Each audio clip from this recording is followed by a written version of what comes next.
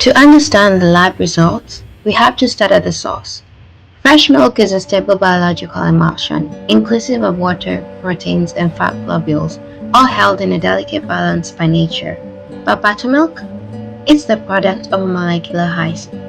Traditional buttermilk is formed during churning. As you mechanically assault cream to make butter, you shatter the protective milk-fat globule membranes. This releases a flood of phospholipids into the leftover liquid. Modern cultured buttermilk takes it further by introducing lactobacillus cultures that consume lactose and spit out lactic acid. This acid thickens the liquid and gives it its signature molecular tip.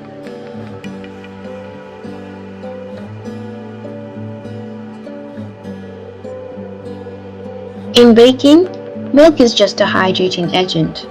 It's neutral and passive, but buttermilk is a reactive chemical fuel.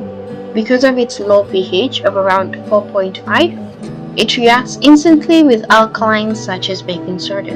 This produces a rapid burst of carbon dioxide bubbles, producing a lift that creates a far superior rise and a lighter, fluffier crumb compared to the dense structure of milk-based cakes.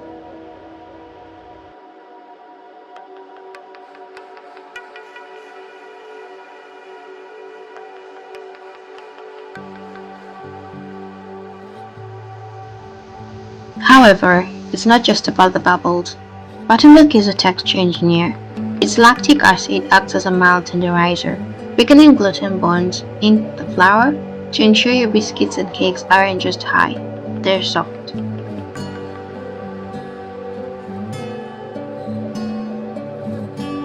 Finally, let's talk flavor engineering.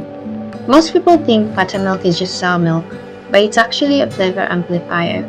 Its lactic acid acts as a molecular eraser, cutting through the heavy fats to prevent palate fatigue.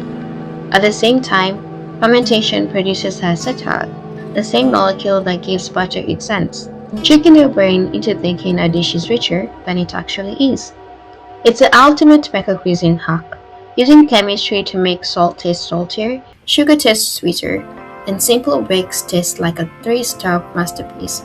And that's the magic of buttermilk.